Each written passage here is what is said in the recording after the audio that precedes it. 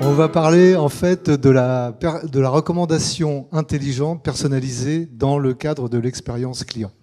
Donc en fait, l'aide au choix intelligent, qu'est-ce que c'est?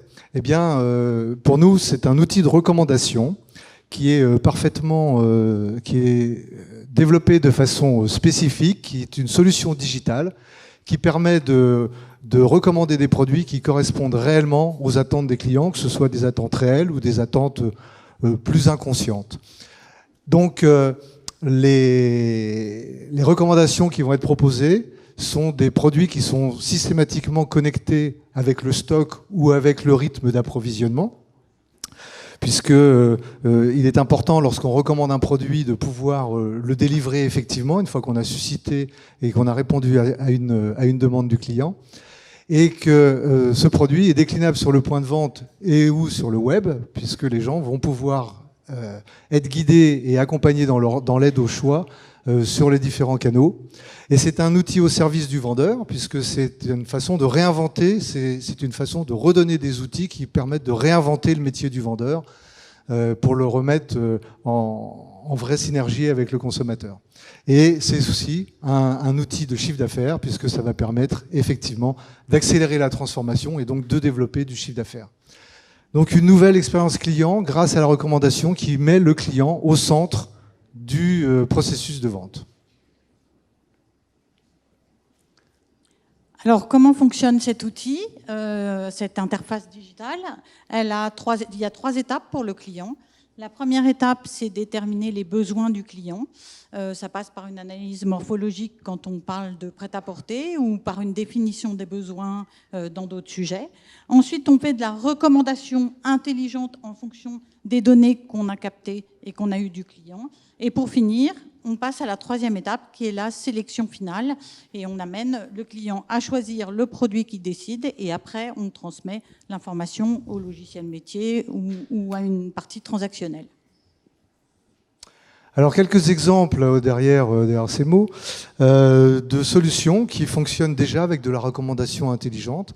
Donc vous avez eView, un projet sur lequel j'ai œuvré dans une autre vie, qui en fait était la première boutique 100% digitale de vente de lunettes de vue, qui s'appuyait donc sur un concentré de technologie et de l'intelligence artificielle. Peut-être dans le prolongement de la présentation précédente, vous avez une start-up grenobloise qui s'appelle Vertus, qui utilise de l'intelligence artificielle, qui part d'un scan, donc d'une technologie qui scanne la silhouette de la personne et qui est capable, donc, à partir de cette silhouette et de l'information aspirationnelle, de pouvoir aider le client à choisir son produit et surtout donc des produits qui correspondent à leur morphologie et des produits ensuite qui leur plaisent. Et ensuite de continuer leur acte d'achat. Dans une enseigne que vous connaissez, Decathlon, on a la possibilité de scanner ses pieds. L'outil vous pose ensuite quelques questions pour déterminer vos besoins, si vous avez besoin de chaussures de ski, si vous avez besoin de chaussures de running. Et en fonction de la morphologie de votre pied, il vous propose les chaussures qui sont en parfaite adéquation avec votre pied. C'est un outil qui est très intéressant pour aider le client à choisir son produit, mais c'est aussi un outil extrêmement intéressant en termes de fidélisation, parce que 6 mois après, on peut dire au client, ben voilà, vos chaussures de running sont un peu usées, maintenant il faut passer à la nouvelle collection, voilà la chaussure qui convient parfaitement à votre pied. On a un autre outil qu'on connaît aussi, Spotify. Là, on part pas, c'est de l'intelligence artificielle, mais on part pas d'une définition des besoins du client, mais on lui propose, on a un outil de recommandation qui vous dit si vous aimez ça, bien évidemment, vous allez aimer ça, et on vous fait découvrir des nouveaux artistes. Voilà, donc l'aide au choix intelligent présente un certain nombre de bénéfices.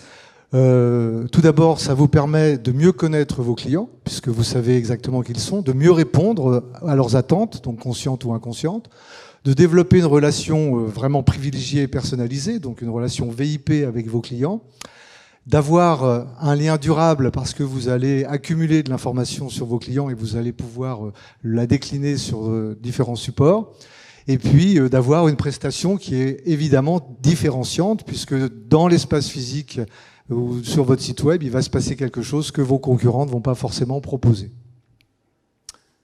Alors, un outil de recommandation, c'est un outil qu'on développe, qui est fait qui est fait sur mesure.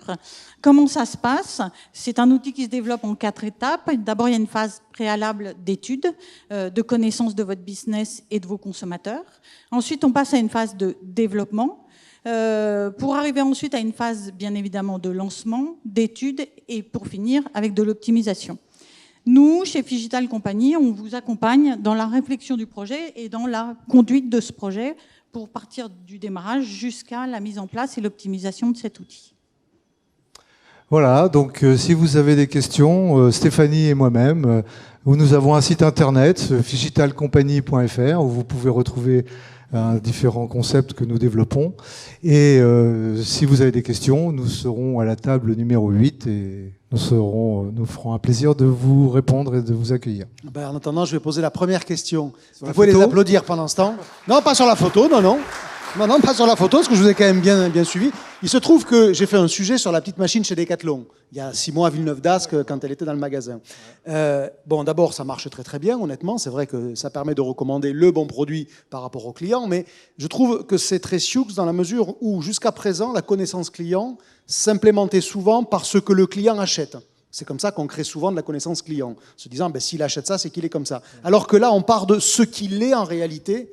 Et donc, on sait comment je suis foutu, notamment pour mes pieds, pour que peut-être, le moment venu, dans 6 mois, quand telle ou telle marque crée une chaussure qui me convienne particulièrement, dans ces cas-là, on puisse me la proposer. Donc, on a de la connaissance client, non pas sur ce qu'il fait, mais sur ce qu'il est. Et ça, c'est quelque chose qui est vraiment différent, même intellectuellement, de la manière dont on gère en général le sujet. C'est pour ça qu'on dit on remet vraiment le client au centre du processus et on va répondre. Oui, mais ça, tout le monde le dit. Donc, à la limite, moi, je m'en fous. Ce qui m'intéressait, c'est de comprendre que sur le marché de la chaussure, désormais, Decathlon sait comment mon pied est foutu. Et ça n'a pas de prix. Et en fonction de comment... Ah, ça, il ne le sait pas, parce que je ne lui ai pas dit si je faisais beaucoup de sport. Mais en ayant les informations sur le pied, il pourra donner des informations sur plein d'autres choses. Je ne veux pas savoir. Allez, merci.